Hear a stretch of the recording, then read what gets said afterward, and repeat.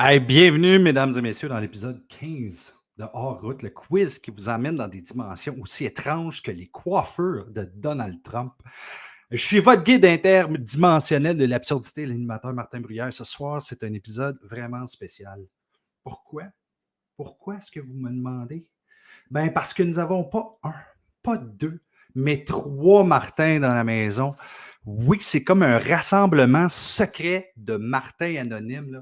Martin Caron, Martin Gagnon, puis Sylvain Chénier qui se fait appeler Martin quand il commande un café, juste pour nous faire chier un petit peu quand c'est nous autres qui va le chercher aussi.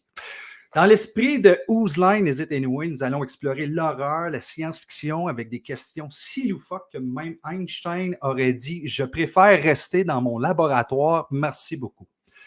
Attachez vos ceintures, éteignez vos cerveaux rationnels et préparez-vous à plonger dans un monde où les réponses logiques sont aussi rares que les licornes dans un magasin de bonbons. C'est hors route, l'endroit où même la logique prend des vacances prolongées, mesdames et messieurs. J'ai nommé Sylvain Chénier, Martin Gagnon et Martin Caron. Merci d'être ici ce soir. Hey, ça fait plaisir parce que je suis le seul qui n'est pas de Maniwaki ici, puis j'en suis fier. Non, moi je suis de Gatineau, techniquement de Angers. T'es le seul avec la chemise de fermier.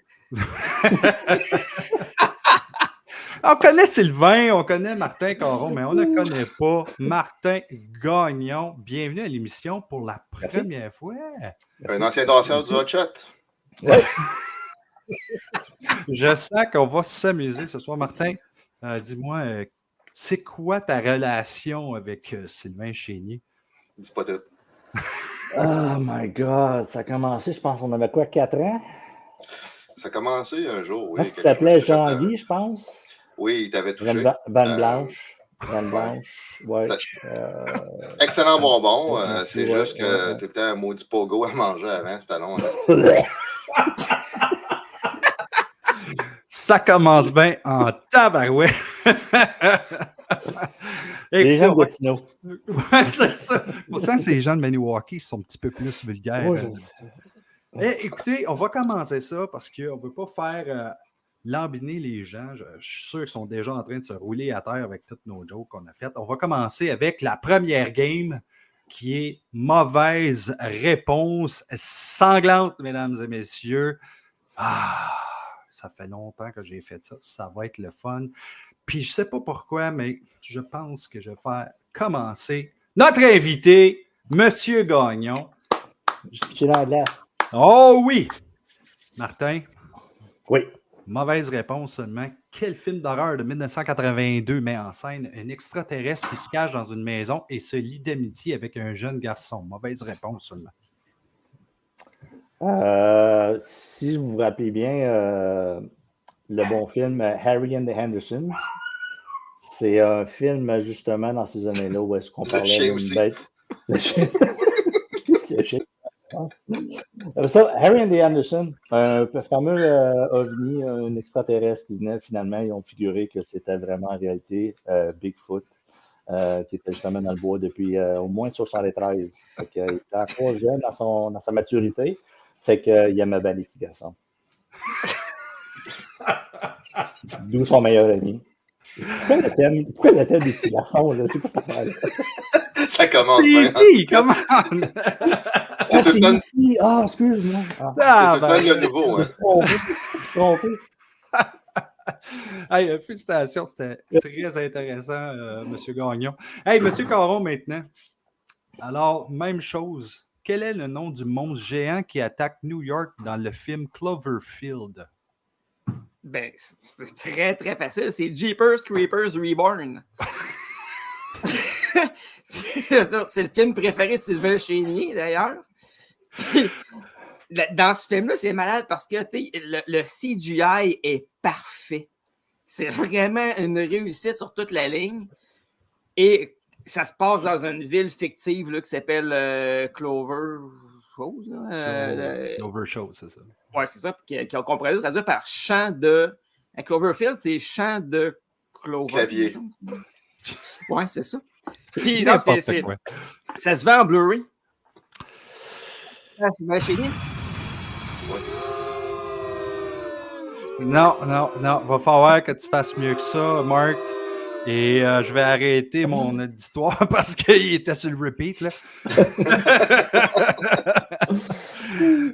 Écoute, Martin, on va passer à Sylvain parce que tu as besoin de te réchauffer. Sylvain, comment tu vas, C'est mon nom. ami? Hein? Conte-moi ça.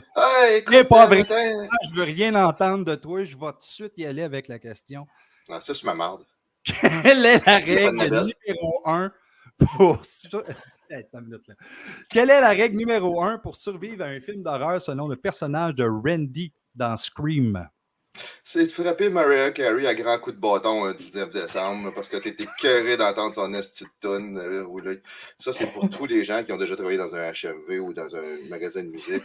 Félicitations, on passe le mauvais corps de notre vie présentement avec tous les rappels de cette petite folle-là qui n'arrête pas de chanter. Je m'en crie, je veux pas l'avoir pour Noël. Puis, fait que c'est ça, c'est Mariah Carey. Oh ouais, c'était drôle ça.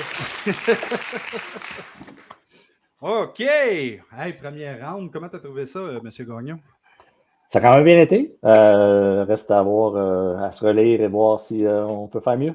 Hey, écoute, juste pour te rassurer, t'es le nouveau ce soir et t'es meilleur que Martin Caron. Ça commence. Je me suis étouffé là-dessus. OK, on y va encore avec M. Gagnon. Monsieur Gagnon, même chose. Dans quel film de science-fiction de 99, les personnages principaux découvrent qu'ils vivent dans une simulation virtuelle contrôlée par des machines? Je t'ai rendu là pour un moment. Une belle période de ma vie. Quel film mémorable. On parle de quel encore? Triste. Lost in Space. La question aussi. Mais j'en commence à ta minute. On va couper son montage. OK, on y va. Dans quel film de science-fiction de 99, les personnages principaux découvrent qu'ils vivent dans une simulation virtuelle contrôlée par des machines? Ah oui! La magie des troubadours. C'est un film qui, justement, fait face en sorte sur un peu dans le bon contexte de Bedding Bedang. Écoute, ce film-là est vraiment conçu sur des années 73 et plus, dans un contexte quand même assez élaboré. Puis finalement, ça a l'air qu'il arrête des balles. À un moment donné.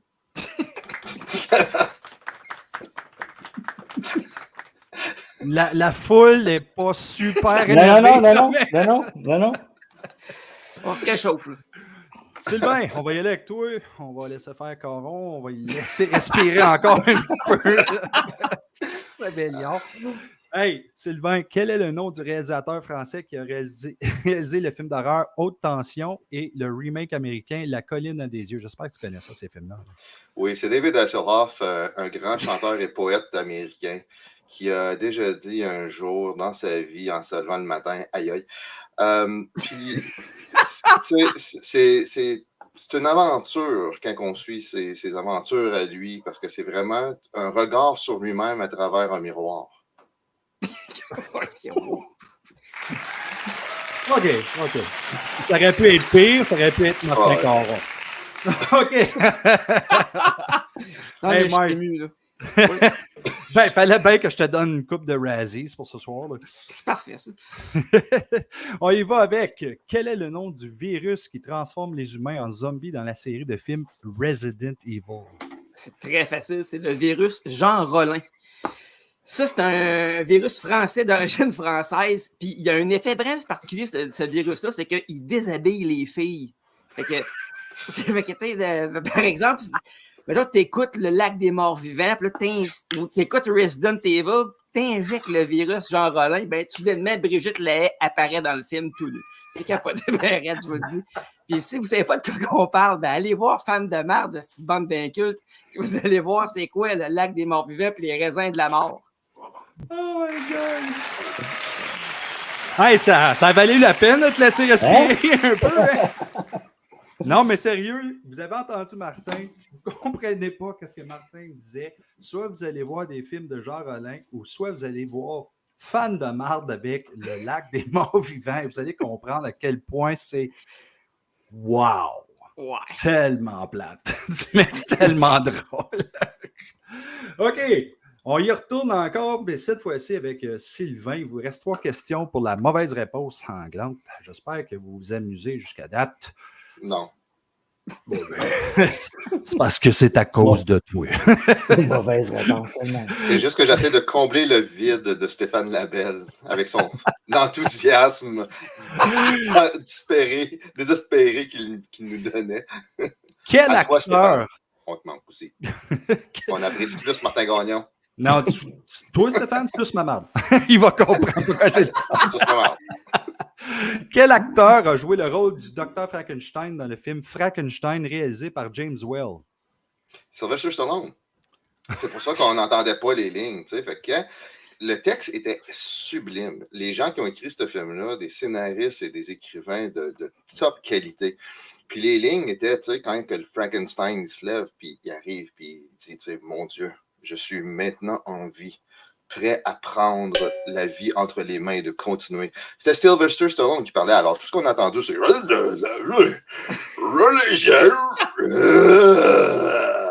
Sauf que je trouve ça quand même drôle que tu mettrais Sylvester Stallone dans le rôle du Dr. Frankenstein, parce que ça, c'était la question. Donc, qui jouerait Frankenstein? Je t'écoute pas vraiment, Martin. Fait que, je réponds à ce que je veux. C'est un mélange, là. Il y en a qui n'aiment pas trop ça, pareil. Hey, Martin Gagnon, C'est quel est le nom du roman de science-fiction écrit par H.G. Wells en 1998 qui raconte l'invasion de la Terre par des Martiens? I can't believe it's butter.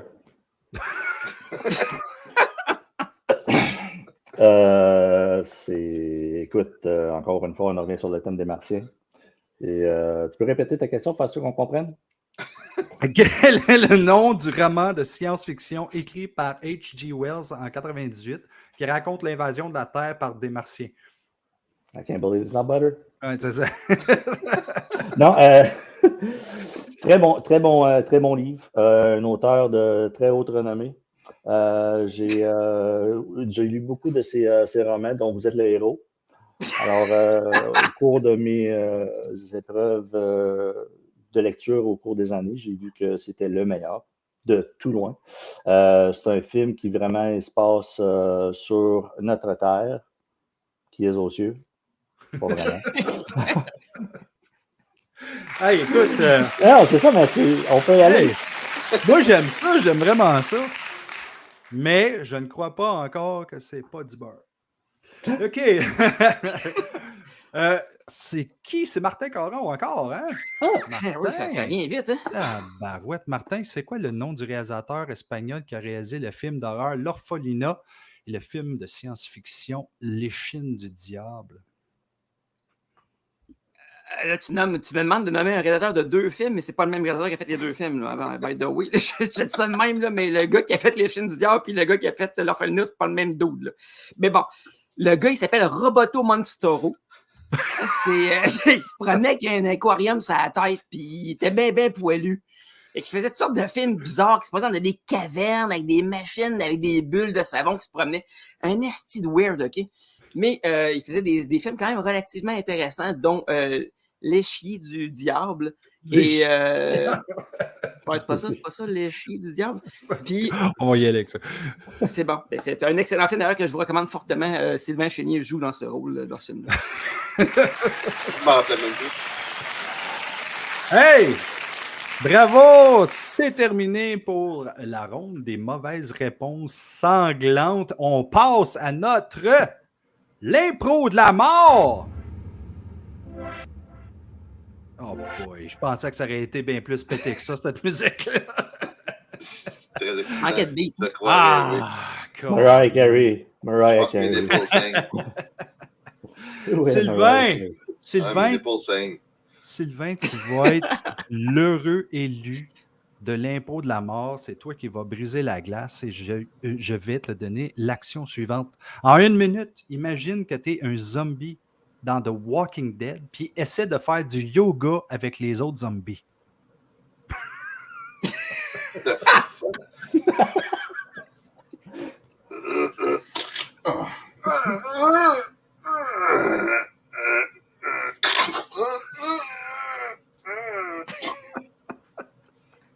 C'est juste ça. Hey, écoute, c'est extraordinaire. Petit step là. Tiens, on va mettre Allez à la SAG. Monsieur Gagnon en deuxième. Est-ce que Merci. vous êtes prêt, Monsieur Gagnon? Du mieux que je peux. OK, en 1 minute, interprète un loup-garou allergique aux poils dans American Werewolf in London.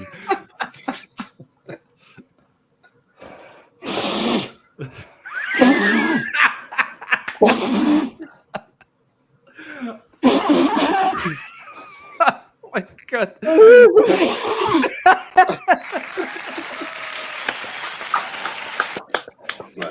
Oh, wow, je sens que je vais avoir du fun dans ta barre. Ouais, moi, je veux qu'il aille se moucher. Martin! Martin Caron! Faut que je le dise, tabarouette, sinon on s'en rappelle pas. Martin Caron, en 1 minute, décrit comment tu fabriquerais une arme avec des bonbons pour affronter les clowns ou le clown dans It. Oh, OK. En fait, moi, je prendrais, tu sais, les machines à barbe à papa, là. Là, ça fait de l'espèce de mousse, là. Je me prendrais ça, je me bourrerais la face de ça. Je me remettrais partout dans la face. Puis là, je me roulerais après ça dans des espèces de petites bébites pétillantes là, que tu mets de la crème glacée là-dessus. Là. Ça fait comme des... En tout cas, on sait pas de quoi on parle. Moi non plus, je sais pas de quoi je parle d'ailleurs. Je me roulerais là-dedans. Je prendrais plein dans la face. Et là, ça, c'est de l'espèce de petite maison dans la bouche. Puis ça pète dans ta gueule. Tu sais de quoi je parle? Ça, c'est ce bonbon-là. Tu manges Des ça, un pop rock. Walkie dans le... Voilà, c'est ça. C'est pogné au bout de ce temps-là.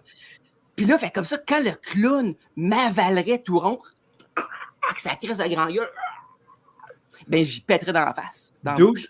ça m'étonne tellement pas que tu fais de l'impro, toi, parce que sortir une idée de même, c'est tout à fait génial. Non, j'ai aimé. Pour le public, Enfin, les clowns. si jamais vous faites des thumbs down, si vous n'aimez pas ça. Hey, on va aller avec Martin Gagnon, encore une fois. On est rendu à la 4e. En 1 minute, imagine que tu es un scientifique de Jurassic Park, puis explique comment tu créerais un dinosaure végétarien et pacifique.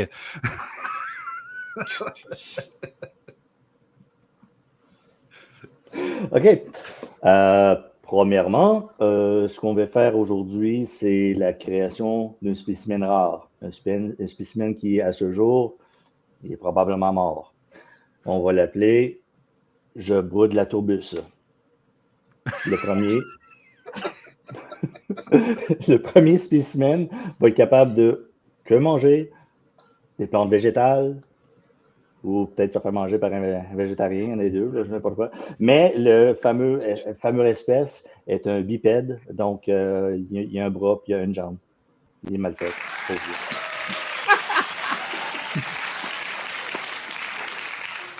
C'est excellent, j'aime ça. Maintenant, on va entendre mes chiens chialer en haut parce que ma femme est débarquée de l'auto et s'en vient à la maison. Et puisque j'ai des schnauzers, ça crie sans bon sens pour rien. Maintenant, Sylvain, en 1 minute, raconte comment tu réagirais si tu découvrais que ton voisin est le monstre de The Thing. Ça tombe bien parce que c'est le monstre de Thing. Il se promène tout le temps comme ses murs, comme un araignée qui se branche tranquillement sur le bord de sa maison. Puis des fois, de temps en temps, quand on sort la nuit, on le regarde, puis il est tout nu, puis il est à poil, puis il est comme... puis il est comme pogné sur la maison. Fait que moi, je pogne un balai, puis je fais des coups. Il est quand même assez doux, tu sais. Il n'attaque pas, il n'est pas méchant, mais si tu vois que, tu sais, comme il a évolué avec le temps pour être un peu plus pacifique, mais il se promène, puis de temps en temps, la seule affaire, par exemple, c'est, tu sais, il fait de la boîte de sang, puis de gluer. Puis c'est vrai que de temps en temps, il y a un voisin qui disparaît. Ça dérange pas. Ça Mais non, il ne maison. disparaît pas. Il est encore là. C'est juste qu'il a beaucoup changé l'attitude. Ah non, moi, je te dirais qu'il y en a une couple qui ont été décapités dans les dernières années. Fait que, tu sais, ben, c'est correct. C'est pas des gens qu'on aime. C'est d'autres mondes. C'est l'autre bout de la rue. C'est plus proche du stop, comme on dit. Ça, on les aime pas, eux autres. Correct. Moi, j'aimais ça parce que parler de Pascal de cette façon, c'est pas ça. OK. Qui est le prochain? Attendez une minute, je pense que c'est M. Caron. M. Caron, en 1 minute, imite un personnage de The Matrix essayant de choisir entre la pilule rouge et la pilule bleue, tout en étant distrait par un chat. Ah, OK.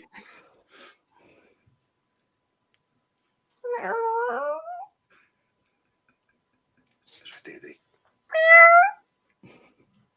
Déjà vu.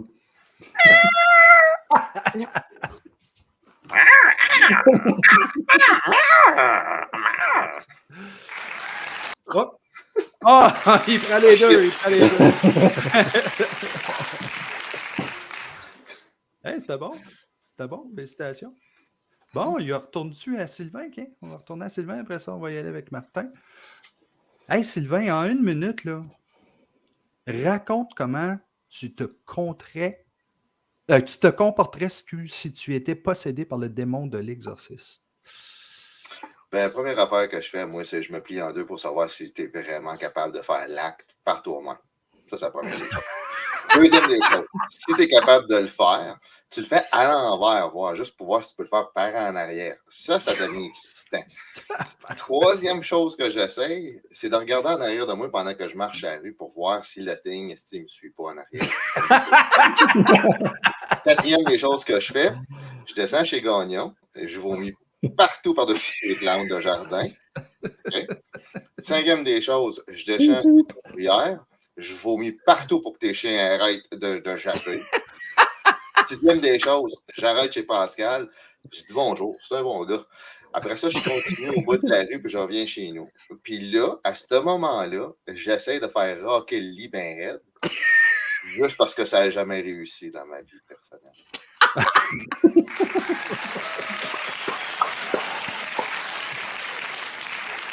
Hey, sérieux, tu continuais, puis je m'en allais broyer. Là. Encore à toi, Martin Gagnon. Cette fois-ci, on va y aller avec un petit quelque chose de zombie. En 1 minute, explique comment tu ferais pour survivre à une invasion de zombies dans 28 jours plus tard en utilisant uniquement des objets trouvés dans une salle de bain. Oh, t'as pas vu mon plan de jeu, toi? Oh, wesh! Hey! Ils m'ont jamais expliqué, là, quand tu fais ça, là, tu l'escoues après. Non, moi, ça débloque, je replace, là. C'est pas de nettoyage, là. Zombie à mes temps, j'ai pas besoin de shooter ça dans la tête, mon coup sur mon lama. Et là, le problème, par exemple, c'est que les zombies, après que tu aies fait ça, là, ils vont aller croquer du monde, puis le monde, en se faisant croquer, ils vont dire « Tu sens donc bien à marde de la bouche, toi, ça n'a pas de sens! » Oui, exactement. Hey, non, c'est une très bonne réponse. À moins que tu avais d'autres choses à rajouter dans tes armes. Non, ben, ça aurait été une des premières, ça, c'est sûr. Et sûrement la fameuse lime à talons que j'ai, probablement pour leur shaver le nez. Parce que la corne des talons, c'est pas trop beau, puis c'est pas appétissant non plus. Puis c'est dur qu'en plus, c'est molaire en arrière. Fait que, tu sais, no corn on the foot. Ça m'a l'air à ça. OK! Molaire! Il me reste une question. Qui n'a pas passé une 3e fois? Martin Caron. Martin, es-tu prêt? En 1 minute, explique comment tu utiliserais un téléphone portable pour communiquer avec les fantômes dans le 6e sens. Ben, en fait, c'est assez simple, hein, parce qu'un téléphone portable, là, ça peut se rentrer là où le soleil ne brille pas.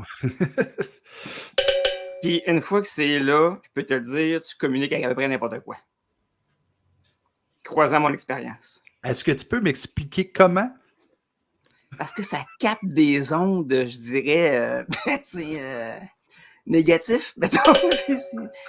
des ondes douteuses.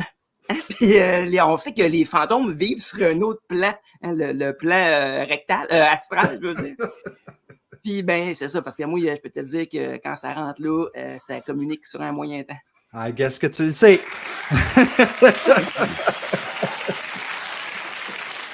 Wow, c'était vraiment cool, les gars. Écoutez, j'ai oublié tantôt de donner un point pour la catégorie des mauvaises réponses. Et juste parce que je veux qu'il reste dans le show, je vais le donner à Martin Gagnon. Bon, merci. So, Martin, il y a un chèque qui t'a été envoyé de 5 sous à ton adresse. Par contre, il va avoir un COD à payer de 790 $. Désolé pour ça. Question-réponse de l'application, ça dit c'est fellation. Je sais quoi la réponse vraiment? Trop tard, M. Gagnon. Trop tard. On va y aller avec le débat horrifique. Et qui est-ce que j'ai le goût de voir aller ensemble? Je crois que je vais y aller avec Martin et Sylvain parce que ce sont de très bons amis. Monsieur Caron, vous en allez à l'arrière. Hey! Merci Martin et Sylvain, puis il y a 3 Martin, puis il y a un Sylvain. C'est ça, Martin. Tu vois, il fallait que... pas Alors, votre débat horrifique sera les films d'horreur avec des personnages féminins forts ou des personnages féminins faibles. Alors, je veux entendre ça de Sylvain. Sylvain, ça va être féminin fort et Martin, ça va être féminin faible. C'est ce que tu préfères, ça va être ton... Moi, je préfère le féminin faible. C'est ça. OK. On préfère. Moi, je suis féminin. J'aimerais rappeler à tous les auditeurs que ce n'est que des blagues. Okay? Oui.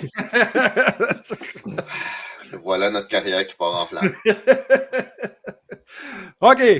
Marc, tu as 1 minute pour commencer et dire pourquoi que tu es pour les féminins faibles dans les films d'horreur et les science-fiction.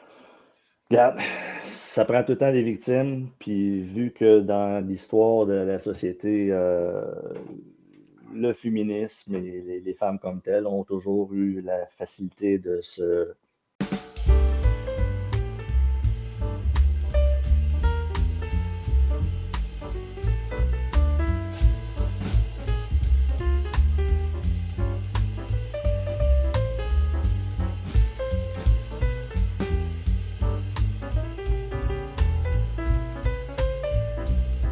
Et il t'emmerde, lui.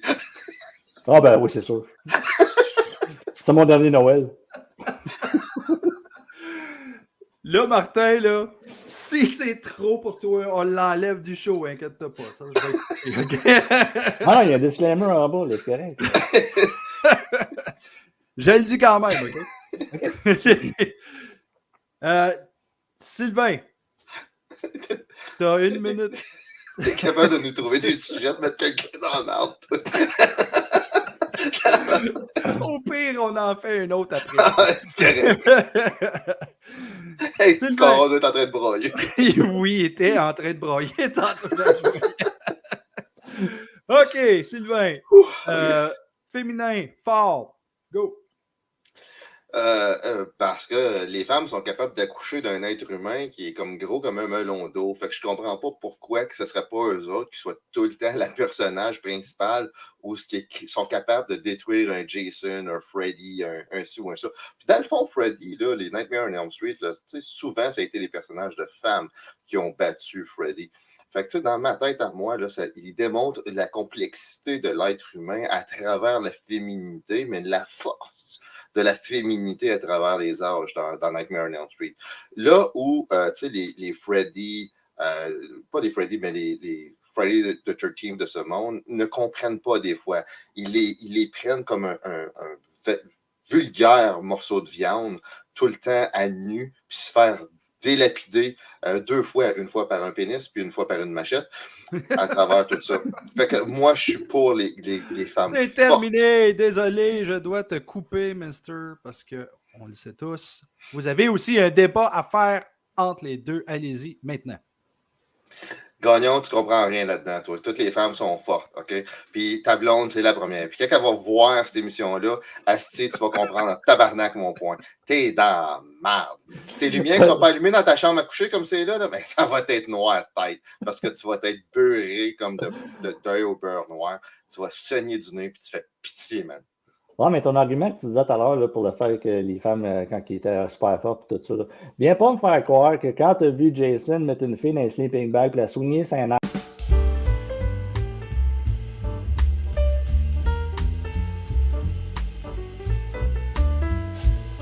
Non, Je non, te pas demandais au d'arrêter sleeping de bag. parler maintenant. Parce que t'es en train de creuser le trou.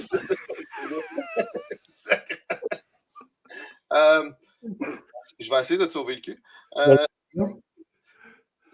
Tout comme que je te connais personnellement, Martin, tu es un homme qui est là pour la femme et qui respecte surtout le fait que tu as deux parfaits petits êtres humains qui t'appartiennent et que tu adores du côté féminin et que ta conjointe est une merveilleuse personne, comme que tu me dis à toutes les fois qu'on se parle. Oui. Une petite larme sur le côté quand tu parles d'elle tellement que tu l'aimes. Non, mais tu sais pas faire combien de temps que je suis ces pilules, moi, là. Comme je suis vague à tous les jours, là. Ça n'a pas d'allure. Antidépresseur, anti-réalité, anti-tout, là. Non, regarde, mais en réalité, regarde, t'apportes des bons points, puis c'est sûr que je peux pas vraiment me débattre sur le fait que tu amènes des enfants là-dedans. Mais encore là, il faut que tu rajoutes.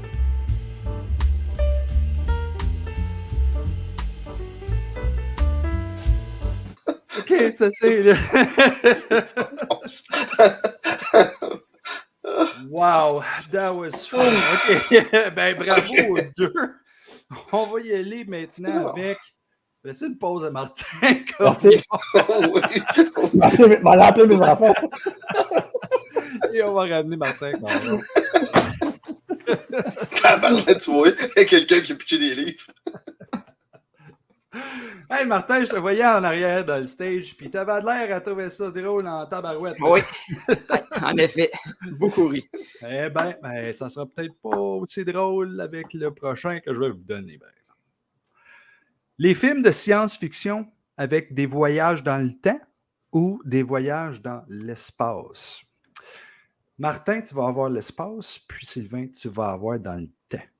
Et je vais commencer cette fois-ci avec 1 minute de Martin avec l'espace.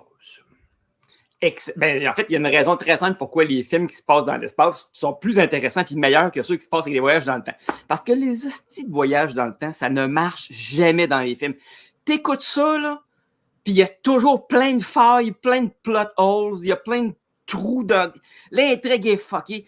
C'est pas compliqué, hein? Je vous mets au défi de regarder n'importe quel film avec des voyages dans le temps, n'importe lequel. Nommez-les, là. Puis regardez-les comme il faut. Avec votre cerveau, c'est bien chénier. Je sais que c'est dur pour toi de te servir de ce qui est dans ta tête, là, mais fais-le pour une petite fois dans ta vie. Regarde-en un, puis essaye de me dire « Ah oui, ça marche. Ah ben oui. Hein? Il était dans le passé, il revient, il n'a pas changé, il a tué sa mère, puis il est encore là. Comment ça? » Ça marche pas. Alors que les voyages dans l'espace, c'est plausible. Peut-être pas aujourd'hui, mais si on engageait des scientifiques à la NASA qui avaient le cerveau un peu plus allumé que celui de Martin Bruyère, esti, on irait déjà plus loin dans l'espace. OK? Fait que Ellen Ripley, c'est un bon exemple. Star Wars, la barnouche. Hein, ça a-tu marché, Star Wars? Pas mal plus que je suis Hey, Marc, que... Marc, Non, ta gueule, t'as fini, là. T'as Non, fini, je là. suis T'as fâché. 1 minute et est passée, là. Mais Ah, là, on décoré, là. il y a quelqu'un qui va falloir qu'il dise pourquoi que le voyage dans le temps, c'est bien mieux. Sylvain, go. Écoute, je peux juste appuyer toi, Martin, qui dit que le voyage dans l'espace, c'est vraiment les meilleurs films parce que, tu sais, la complexité, l'intelligence, les gens, comment est-ce qu'ils sont bons dans l'espace. Lost in Space, rien d'autre à dire là-dessus, je veux dire. Asti, ils sont capables d'inventer des vaisseaux spatials pour comme, amener 90% de la population dans l'espace pour sauver l'humanité. Qu'est-ce qui se passe? Un esti de vaisseau, esti, il se perd à cause qu'il y a une roche qui pointe sur le côté. Non, mais oui, c'est super bon ton argument que l'espace sont vraiment bons. Non, dans le temps, ça marche. Je me dis pourquoi que dans le temps, ça marche. Parce que Terminator, quand il revient, il essaye de tuer le Connor, là, tu sais, le fameux Christ de petit tabarnak qui va vieillir, qui va devenir le sauveur de l'humanité. Même si l'humanité est comme complètement déchue quand même, en bout de ligne, l'humanité survit. Puis ça, c'est relié à travers des Terminé. Ça Désolé. n'arrive pas. Il va falloir Bon, que je te mette écoute-moi bien, mon petit Chéni. Hein? Go. Connais-tu le paradoxe du grand-père? Sais-tu c'est quoi ce paradoxe du grand-père? C'est une théorie, OK, qui dit que si tu retournes dans le passé puis que tu tues ton grand-père, comment tu fais pour être net puis retourner dans le passé pour tuer ton grand-père, esti? Mets ça dans ta pipe, mon homme. Ben, c'est à cause que tu ne vas pas dans le passé pour tuer ton grand-père, tu vas dans le passé pour faire sûr qu'il faut ta grand-mère. Parce que Voyons, ton grand-père, c'est un homme déchu, il ne comprend pas, il travaille dans une usine, il manque 2-3 doigts, il manque probablement 5-6 dents. Tu sais, dans ce temps-là, les dentistes, OK, ben non, on la va régler ça. CSST. On va régler ça Tu l'amènes comme... chez ta grand-mère, puis tu lui fais vendre à ta grand-mère, comme quoi que, hey, c'est un esti de bel homme, parce que lui, il manque 8 dents, mais l'autre à côté, il en manque 36. Ça, c'est une catch, là. Puis il travaille en plus, bon, 5 cents de l'heure, mais Chris, à 5 cents, tu es capable d'acheter du pain, de la viande. Oui, je comprends, mais là, réponds à ma question. OK, réponds à ma question. Nomme-moi un seul film avec des voyages dans le temps qui est meilleur que Alien. Je peux pas rien Back dire. to Future. Excuse, c'est fini, mesdames et messieurs. Back to the Future. Meilleur oui, que Martin Alien. Bruyère, l'animateur, toi qui se mêle d'un débat. Hey, je te rappelle que t'es mon collègue dans Fan de marde. Vous êtes peut-être 3 Martin, mais on est 3 de Gatineau aussi. Fait que fais attention à Nesty pour avoir de la marde sur sa porte de maison demain matin. So, parlant de 3 Martin, bye Sylvain. Et avec nous, Martin Gagnon cette fois-ci. So, Martin et Martin. M&M avec M.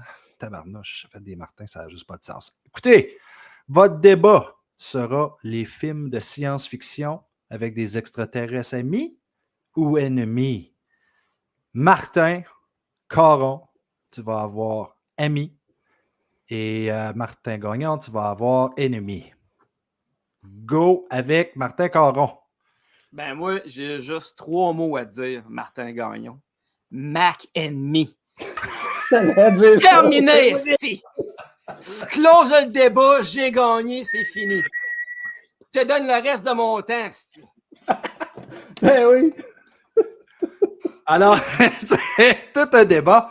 Martin Oui. Gagnon, il t'a donné le temps, alors tu peux y aller. Go. Écoute, un film de science-fiction avec des ennemis, c'est ça qui met justement en valeur le rôle d'un scénario. C'est ça qui fait en sorte que l'action, c'est fait que le monde s'appelle de la gueule, ça fait pas mal à personne parce que les ennemis, 3/4 du temps, on les connaît pas, puis on s'en crisse d'où ils viennent. Ils peuvent même revenir où ils sont. Comme pif, paf, paf, bonsoir, ça fait un bon film de Rocky 4. Ben, c'est comme juste une trentaine de Russes que tu perds. En tout cas, juste pour dire que les films avec des ennemis comme tels, my God, ça nous ressemble.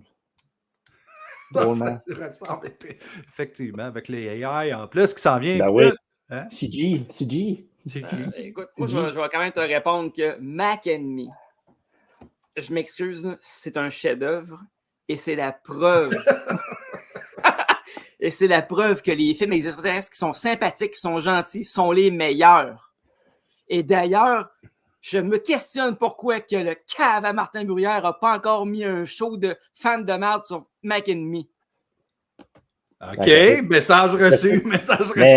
Mais revenons un peu dans ta source d'inspiration, genre la soupe aux choux, c'était-tu genre un de tes les extraterrestres? Tu me donnes des... C'est-tu bon pour toi, genre?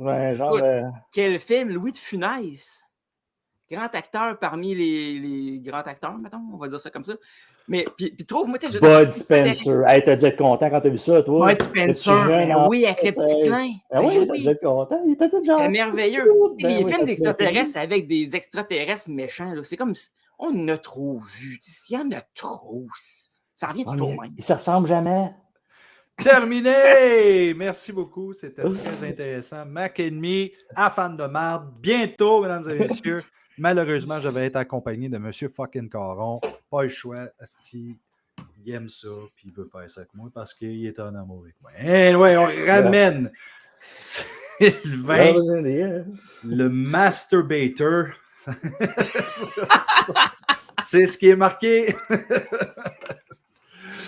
Alors, merci beaucoup. C'était vraiment cool, gang. On a eu du fun. C'était une bonne émission. Et je dois mettre quelqu'un sur le spot parce que cette personne-là va avoir le dernier mot de la fin. C'est Sylvain, mesdames et messieurs. Oh, peut-être.